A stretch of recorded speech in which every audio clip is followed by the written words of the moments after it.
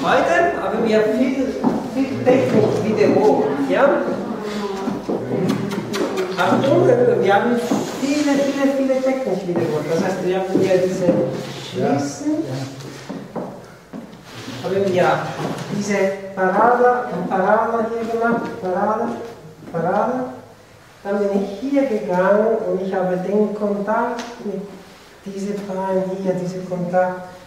Damit erzeugen wir diese Gancho, ohne eine Gancho-Technik zu wissen. Wir können schon ein Gancho machen. Und dann habe ich nur etwas neu gemacht. Ich bin da, Wettker ist hier draußen und drin, draußen und drin, draußen und drin, draußen und drin.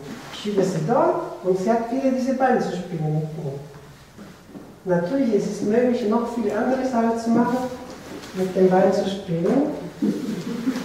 Und dann hier weiter draußen und wir hier sind. Und dann, ich konnte sie gehen lassen. Okay. Dieses Thema, es ist gleich wie das. Wir spielen mit dem Kontakt.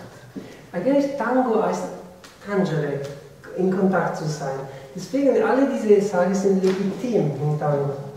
Weil wir wirklich berühren uns und wir spielen damit. Ich konnte es sehen.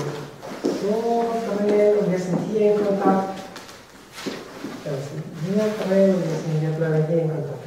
Alles ist nur Kontakt, nur Kontakt. Jetzt, ich bin da in Kontakt mit Petka. Erinnert euch etwas? Wir haben die gleiche Position. Wenn ich dann sie einlade hier, oh, ich bin auf der anderen Seite hier. Und wir haben diesen Kontakt wieder mit dem Bein. So kommt es stundenlang weitergehen.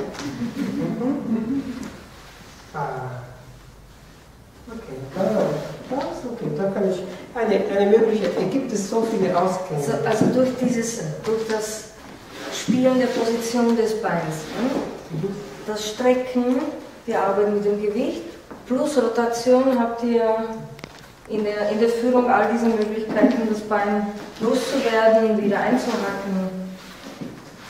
Natürlich ein sehr großer Komponente dann, das ist diese Gang. Wir müssen die Gang so viele Mal wiederholen, bis wir ohne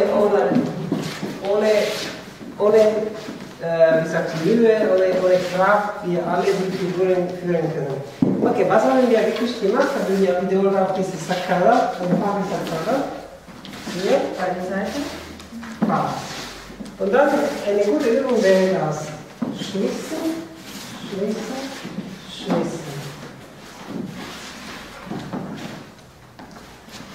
Und dann habe ich gemacht, wieder diese Kontakt auf die andere Seite, nicht hier diese Brezel, aber auf diese Seite.